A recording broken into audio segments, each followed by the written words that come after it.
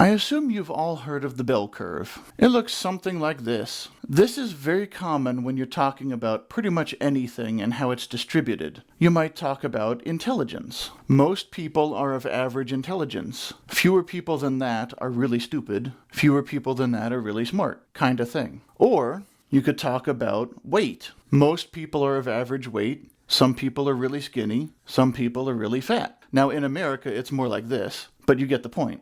The point is that's aberrant. It should be like this. A bell curve is part of a Gaussian distribution or a normal distribution. It's called a probability function. So let's say that this is 1, this is 2, and this is 3. You have a magical three-sided die. Somehow it exists. A probability function basically says how likely you are for something to happen. In this case, when you roll this three-sided die, you are very likely to roll a 2. Sometimes you'll roll a 1, sometimes you'll roll a 3, but most of the time you'll roll a 2. So if we go back to the strength analogy, the strength example, this is the Gaussian distribution. If this is, whatever we define average strength as, if this is average strength, most people are going to be at average strength. Some of them will be weaker, but the weaker you get, the less likely. Most people are not super weak. Most people are not super strong. So the idea is, just like rolling a die, pick a random citizen. Of the whole population of the planet, pick a random one. How likely are they to be any particular strength? Not likely,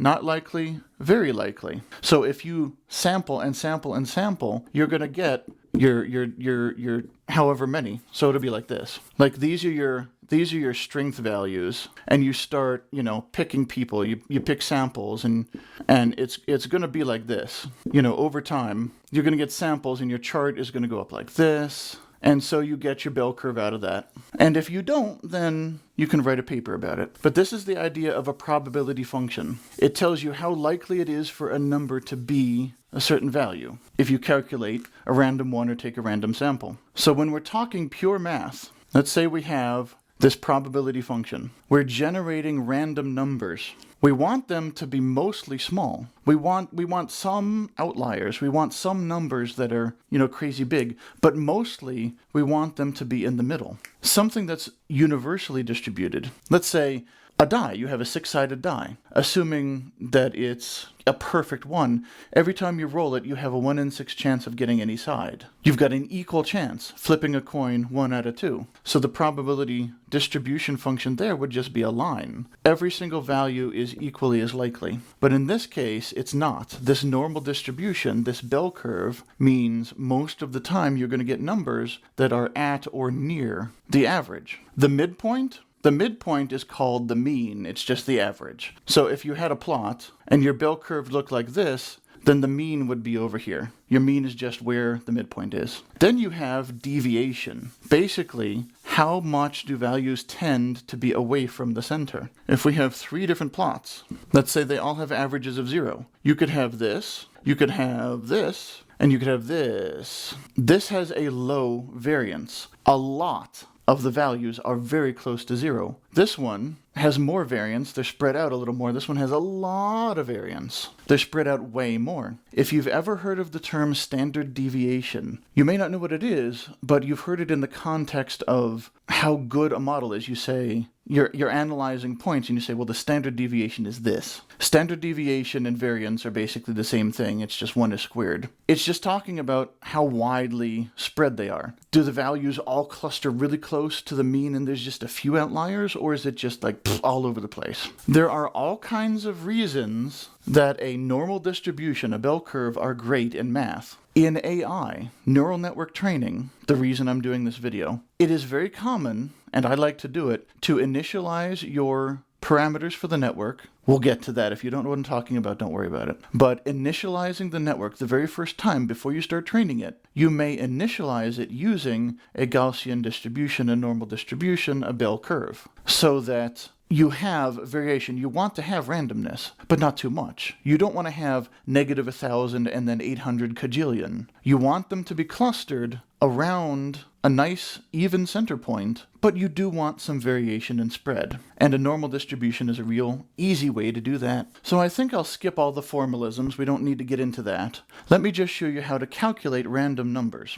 Let's say that you have a truly random number generator, R. Every time you ask R doesn't even have inputs, it's just R of nothing. Every time you ask R for a random number, it gives you a random number. You know, your computer might be 64 bits, so it'll give you a 64-bit random number, where literally every single bit can be 1 or 0 completely randomly. Your probability distribution function is just that line, like I told you. Uniform distribution. Roll a 6-sided die. Get any of the sides with equal chance. And that's great when you're doing, cryptography and that sort of thing. You want truly random numbers when you're playing a video game and you want to find out how much loot you get or how much damage is done. You want truly random. So there's all kinds of ways to do truly random or very nearly. Nothing's ever truly random, but, close enough to random that we say it's random. So let's say you have these uniformly distributed random numbers. You want to make them Gaussian distribution. You want to fit them to a bell curve. How do you do that? So assume that you have your random number generator that's uniform.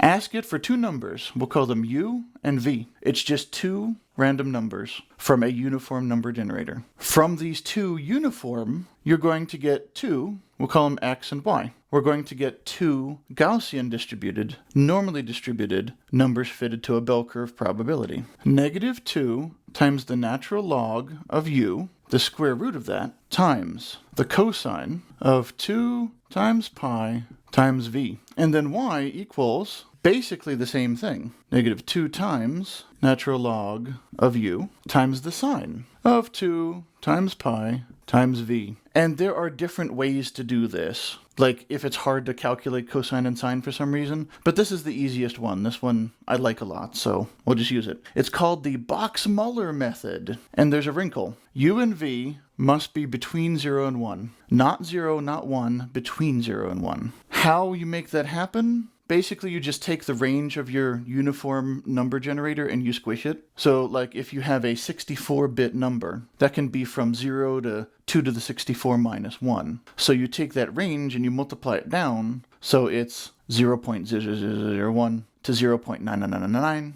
You squish it down using math. That's an implementation detail of your computer program. But the number has to be 0 to 1, and the reason is the natural log. Because the natural log function is a weird one, like this. It doesn't exist for negative numbers.